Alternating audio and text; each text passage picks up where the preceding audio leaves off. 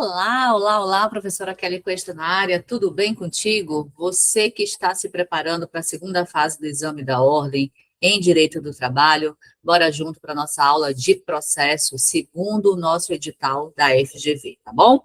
Professora Kelly Cuesta, lembrando que o nosso curso completo está disponível em www.professorakellycuesta.com. Você tem a opção de contratar lá o curso que for melhor para você, que cabe no seu bolso, com certeza com a melhor relação custo-investimento que você pode encontrar.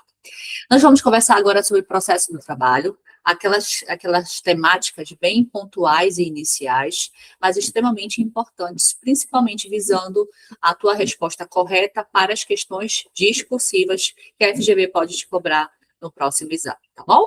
Então, bora lá, meus amores. Com certeza absoluta, você já ouviu falar no artigo 840 da CLT, né? Principalmente quando você faz a nossa querida peça trabalhista, né? Nossa querida RT. Você realmente usa o 840 para poder fundamentar, né? Então, o 840 caput coloca para a gente o quê?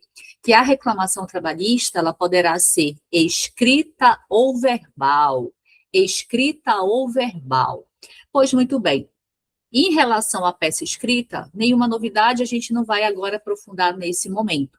Mas quando diz que a tua reclamação trabalhista pode ser verbal, em bem da verdade, o legislador está querendo te chamar a atenção para o ius postulandi previsto lá no artigo 791 da CLT, certo? O artigo 791 da CLT traz a prerrogativa que as partes, tanto empregado quanto empregador, podem realmente se utilizar de procurar a Justiça do Trabalho e fazer uma reclamação verbal, uma reclamação oral. E o que isso significa? Bora conversar aqui. Meus amores, para eu ajuizar uma reclamação trabalhista, eu posso, inicialmente, lançar mão de um advogado, contratar um advogado privado, que é o que está te motivando a estar aqui agora nesse momento, né, em busca da sua carteirinha. Eu posso procurar a ajuda judiciária do sindicato, requerer o advogado fornecido pelo sindicato, e aqui, né, vale a informação, caso tu ainda não saibas, a gente vai tratar ainda sobre isso mais à frente, você não precisa ser sindicalizado para ter direito à assistência judiciária do sindicato. Basta que você pertença àquela categoria profissional, tudo bem? Mais para frente a gente vai falar sobre isso. E, por fim, a questão do ius postulante, tá certo? A questão do ius postulante. Então, eu posso fazer uma reclamação trabalhista por meio de um advogado, eu posso requerer o sindicato, ou eu posso fazer realmente por meio do ius postulante, cuja previsão está expressa aí no 791 da CLT. Bora fazer a leitura juntos do que diz realmente o artigo 791. Os empregados e os empregadores poderão reclamar pessoalmente perante a Justiça do Trabalho e acompanhar as suas reclamações até o final. Até o final. Então, o 791, ele traz essa prerrogativa, que as partes, realmente, essa faculdade que as partes têm de querer reclamar sozinho, caminhar sozinho com as suas próprias pernas. Agora, o que é curioso aqui, que eu quero conversar com vocês, é essa parte final do artigo 791, quando ele afirma, quando ele assevera, tá, que é possível acompanhar as reclamações até o final. E aqui eu lanço a pergunta para vocês. Será que o exercício do ius postulandi ele é absoluto? Ou será que ele é relativo? Será que ele é limitado? Afirmo para vocês que ele é limitado. E onde é que nós temos essa previsão? Onde é que nós temos essa justificativa, esse fundamento? Nós temos esse fundamento na súmula 425, que fala justamente sobre o alcance do ius postulandi. Eu já antecipo para vocês afirmando: infelizmente ou felizmente, uma pessoa não pode caminhar sozinho até a última instância.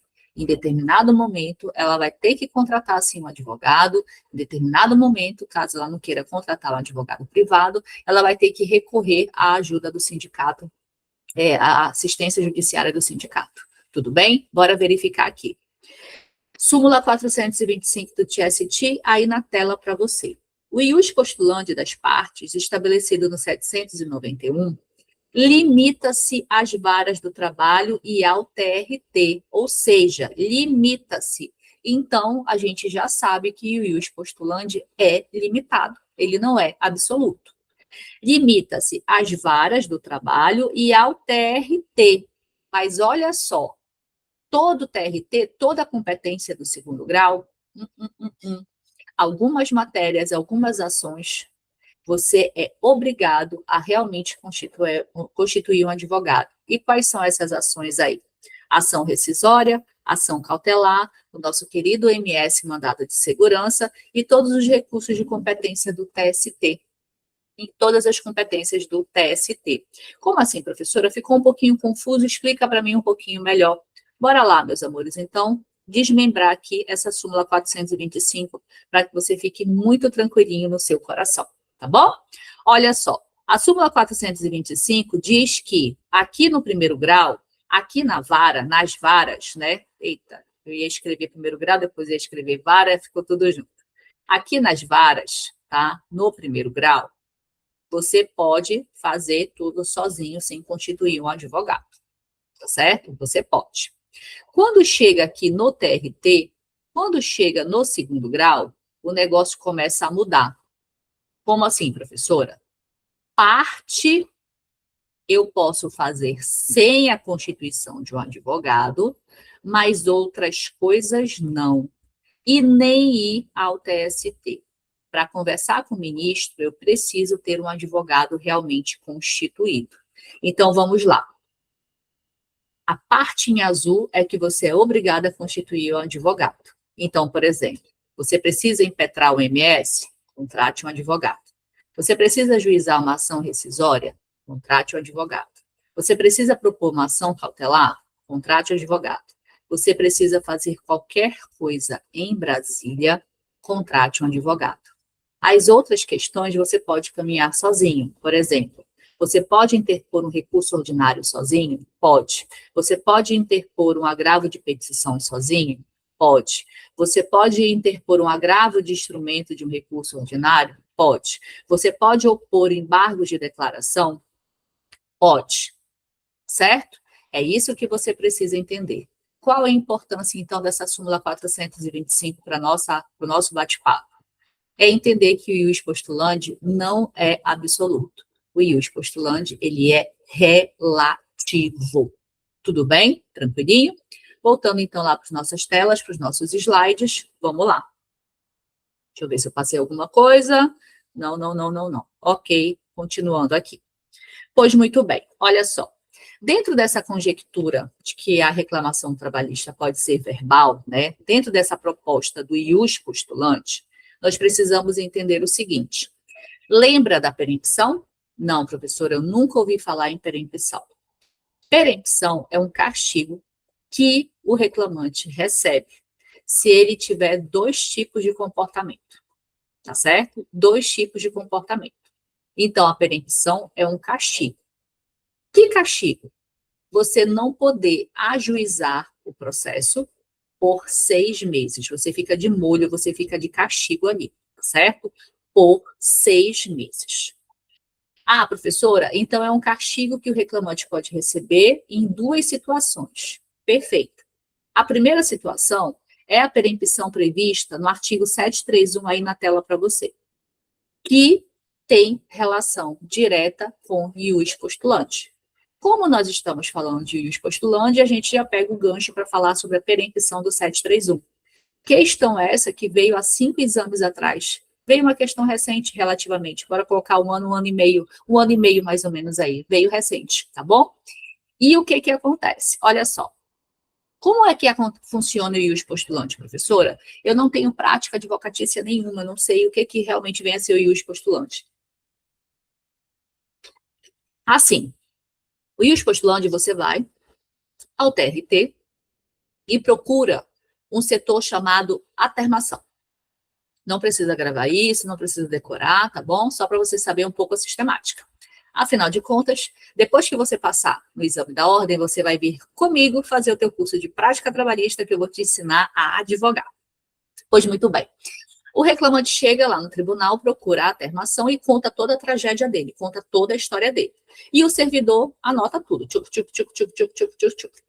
O senhor está com seus documentos aí, o senhor está com a sua carteira de trabalho, o senhor tem extrato da FGTS, o senhor tem contra-cheques, o senhor tem folha de ponto, o que o senhor tem de provas, o que o senhor tem de documentos aí?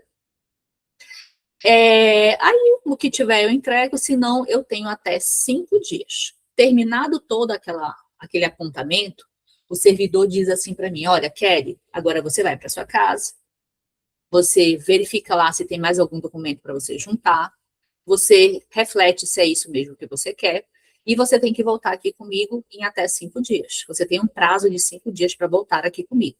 Mas por que eu tenho que voltar? Para você confirmar as suas intenções. É isso mesmo? É a reclamação trabalhista que você quer mover?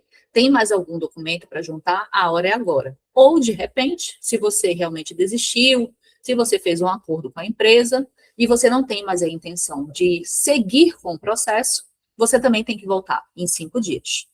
Pois muito bem, meus amores, se porventura o reclamante não voltar em até 5 dias para confirmar, para ratificar as suas intenções, castigo da perempção previsto no 731, tá certo? Eu tenho até 5 dias para voltar sob pena de pegar um castigo, um molho de 6 meses.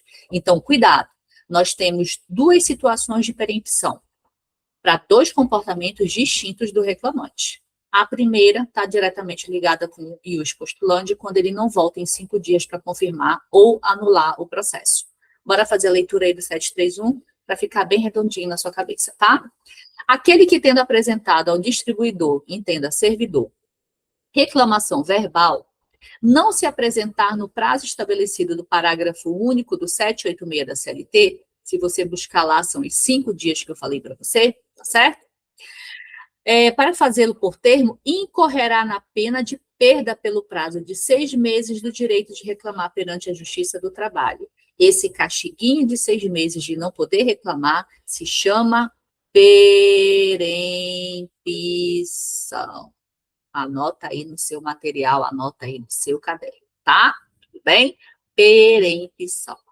Como eu falei para vocês, tem a situação do 732, mas nesse momento aqui a gente ainda não vai conversar.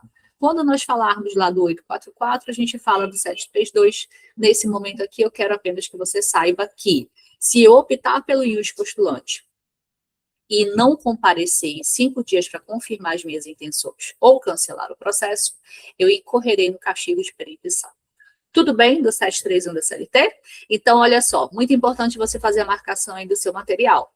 840 caput, CLT, 791 CLT, súmula 425 do TST, do nosso TST, e aqui agora a nossa perempção do 731. Esses 4 dispositivos aí, você tem que fazer a marcação, a leitura e guardar no seu coração. No próximo vídeo a gente continua. Beijos, tchau!